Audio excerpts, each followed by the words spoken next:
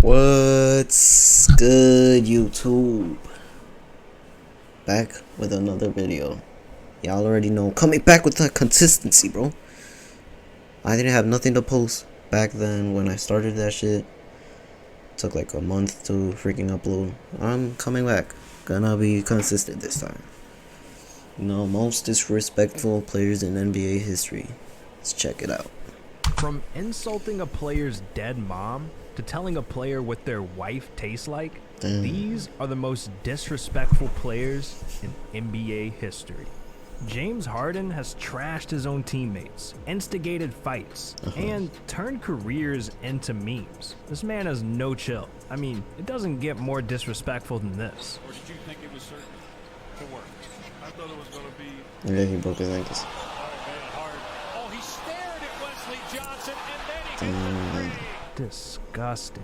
Harden broke his ankles, stared him dead in the eyes, and shot the cleanest three I've ever seen. But this past year, he's gotten more disrespectful than ever. It started early in 2020, when Harden and Giannis were racing for MVP. Giannis was a team captain for the All-Star game, in charge of drafting his team. And when it came down to Harden, Kemba, and Trey on the board, Giannis took a shot at Harden. Okay, this is a tough one. I'm between Kemba and Trey Young. Wait, you But I gotta go. You don't want the dribbler? I want somebody that's gonna pass the ball. That's what I want. This moment set Harden off. During an ESPN interview, he fired back some disrespectful shots. Makes a joke on the air about, I want to take someone who can pass. I'm taking Kemba Walker instead of James Harden. I have more sense than him, I think. So I don't see what the joke is. I just know none of them can mess with me. But I wish I could just run and with 7 feet and run and just dunk. Like that takes no skill at all. I gotta actually learn how to play basketball. That's what everybody on 2K says. Damn, Bro, this kid Harden. just Yeah, that's freaking why does Giannis had no to do fucking you skill, dirty. bro. Gonna try and back down. Oh, and he hit Harden in the head. Alright, I'm gonna be honest. That clip happened a year before. But I just had to put it in the video, alright man? But the point still stands. Harden has caused a lot of drama. And he didn't stop at Giannis. He started disrespecting his own team. In the playoffs last year, rumors started circulating that Harden and his teammates were getting into arguments in the locker room. So it didn't surprise anyone when Harden demanded the trade this season. But the way Harden went about it was beyond disrespectful. Instead of showing up on time to training camp, Harden was out partying with Lil Baby. And when he did show up, man, he was fatter than ever. Harden even came out and said he felt the Rockets weren't good enough and couldn't be fixed. So when his new teammate DeMarcus Cousins was asked about the situation, he brought some news to the table. Disrespect started way before, any interview. Just the approach to the training camp, showing up the way he did, the antics off the court. Disrespect started way before. Jimmy Butler is so disrespectful that a single trash-talking incident cost him tens of thousands of dollars. This moment went down in 2020 in a game between the Heat and the Pacers. With 6:29 left in the third quarter, Butler ran around a screen and drove to a wide-open paint. But TJ Warren was there. He grabbed him and wouldn't let go. Jimmy felt it was a little too rough, so he got right in TJ's face. Jimmy was yelling things like, "You're f***ing trash." He called TJ soft, so they both got technical fouls. But that wasn't it. On the very next play, they were getting physical, and Jimmy committed an offensive foul on TJ. So TJ started taunting Jimmy, yelling things like and clapping in his ears. So officials called another technical, and TJ was ejected. On his way to the tunnel, Jimmy started blowing him kisses and clapping back. And TJ kept yelling things and flipping off Jimmy.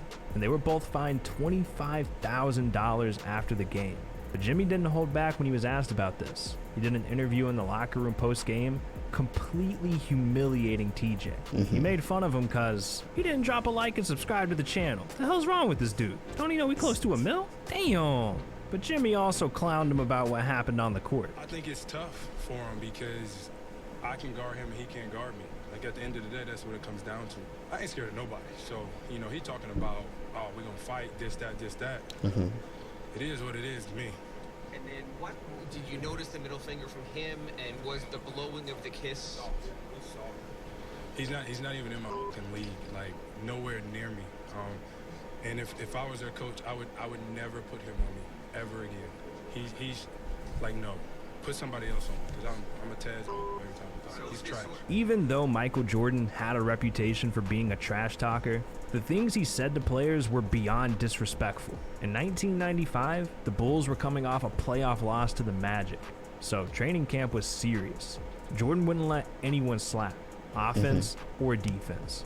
And the Bulls had just picked up Steve Kerr, a three-point specialist they needed. But when Michael and Steve were going against each other during a scrimmage, the two started swearing and arguing. Steve literally disagreed one time, and that was all it took for Jordan to punch him in the face, leaving Steve with a black eye. If that's how Jordan treated his teammates, you can imagine what he did to players on the other team. Obviously, Jordan wasn't scared of anyone, especially not Muggsy Bogues. Oh yeah, I heard the that one. shortest player in history. Did he like 5'3". ruin his career? Muggsy was a great player, but Yeah, I one remember that. moment against the Bulls shattered his confidence. It was game Hey, it's Dua Lipa. Join me for the premiere party on YouTube's release. Watch now, only on YouTube. 5 of the 1995 Called NBA him short of playoffs, him. I don't and the remember. Hornets Bulls series was tied 2-2. This game determined who went on to the next round, and the Hornets had a chance to win. Down by just 1 point, Muggsy had the ball during the biggest possession of the game, with Michael Jordan guarding him. Michael stepped back, gave Muggsy space, and yelled to him, "Shoot it, you midget." Yeah, I remember Muggsy took that. the shot, but missed terribly. And the Bulls won 85-84 to eliminate the Hornets. And this loss humiliated Muggsy. Yeah, that What ruined Jordan his said to career. him kept him up at night. He went from averaging 10 points per game to only 5 after this.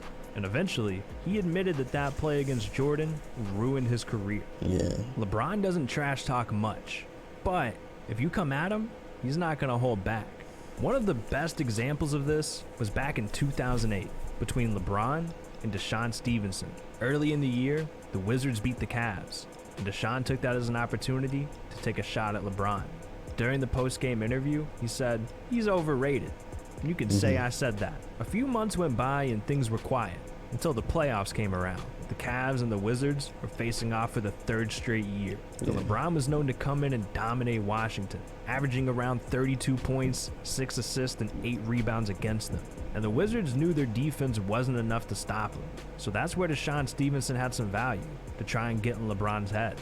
But that didn't work at all. LeBron was asked about Deshaun's quote earlier in the year, and he said, "With Deshaun Stevenson, it's kind of funny. It's almost like Jay-Z responding to a negative comment made by Soulja Boy. It just doesn't make sense to respond." Damn! You ain't gotta do Soulja Boy like that. Come on, Brock. Don't act like you weren't cranking that. And funny enough, after LeBron said this, Soulja Boy showed up to Game 3, waving towels, dancing, and repping the Wizards. So Jay-Z had to step in, because him and LeBron are boys. Jay went and recorded a freestyle to the song Blow the Whistle. He spit bars like, "Ask That's funny. LeBron, we so big we ain't gotta respond. Who the f overrated? If anything, they underpaid him. Hayden, that's only gonna make him spend the night out of spite with the chick you've been dating." Ooh, damn, Jay-Z. And with that, this beef was over. Not only did LeBron and Jay ruin Deshaun's dignity, the Wizards also got blown out of the series, 4-2. But this wasn't the last time someone tried to come at the king. During a game between the Cavs and the Bulls, one fan let his courtside seats get to his head. Crybaby jokes, clowning LeBron's hairline. Things were getting out of control until LeBron really responded. "Shut up, stop crying. You lost Kyrie, you lost D-Rose, take your point guard for your life. D-Rose dipped on you. Huh? Kobe Bryant had What'd no he say? Dipped on you. Take your point guard for your life. D-Rose dipped on you. I hope that girl next to you because Kobe Bryant had no chill. He didn't care whose feelings he hurt, not even his own teammates. Like, this one time after a loss, Kobe was so mad, he made his teammates throw their shoes away. On the All the Smoke podcast, Lou Will and Nick Young broke down what happened after a blowout loss. He was getting blew out in Portland. Kobe's in the locker room just waiting for everybody to come in. And you know everybody down there got Kobe's on the team, so Yeah. he come in and said, "Y'all playing like blah, blah, blah, soft. And how y'all gonna wear these shoes and y'all soft? Ain't what we do here in LA." So I'm not thinking nothing of it. He tells everybody to take their shoes off, they clothes off. I'm like, what? Like, what's wrong with you, man? Like, what's wrong with you? Nah, take them off. Take them off. Yeah, y'all did. Hey, Took 'em yo, off. rest in peace, Kobe. That's all. Did y'all throw him in the middle of like the? In the middle of Pal, like Pal, he just started grabbing people's shoes and just throwing them. He threw them all in the trash. Oh and he's wow. like, y'all don't deserve these until y'all get it right. Y'all can't wear no Kobe's. Kevin Garnett was one of the rest most in peace, Kobe. notorious trash talkers in NBA history. But sometimes he went way too far, and it scarred players for life. The first time this happened was during the 1999 playoffs.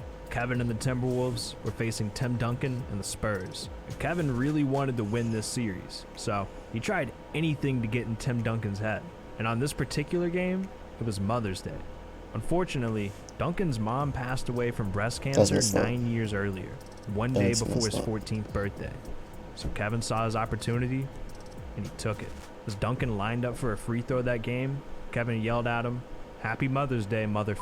Jesus, man. That's messed up. Whether you're curling or crunching, running. I lost the respect for him. Obviously, Tim Duncan hated Kevin for this, but he never responded to nonsense on the court. Instead, Duncan made sure to circle the games against Kevin on his calendar and go all in for a win each time.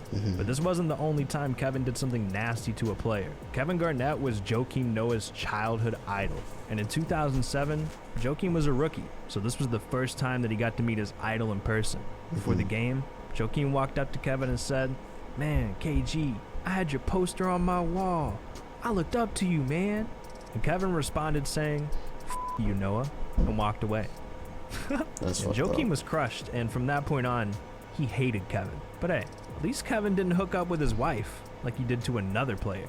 That moment came in 2013 between Kevin Garnett and Carmelo Anthony. They were playing a physical game in Madison Square Garden, and eventually, things went too far. The two were getting tangled up, yelling in each other's faces, and got technical fouls. In the middle of the scuffle, Garnett yelled to Melo saying, "Hey, your wife tastes like Honey Nut Cheerios." Oh, damn. And Carmelo took this personally. After the game, he showed up to the Celtics locker room and yelled at Kevin through the door. Then followed him to their team bus, and the situation got out of control. 5 NYPD officers, arena security, and Knicks coach Mike Woodson had to come separate them. And after this, Carmelo said, "I lost my cool. It's just something you don't say to another man."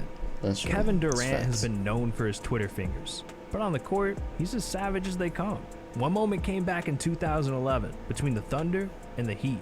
In the first quarter, Kevin and Chris Bosh started jawing at each other and they got technicals. But the situation started from a conversation between Kevin and James Harden. Chris Bosh broke it down and said, "I think he was telling Harden to dunk on me."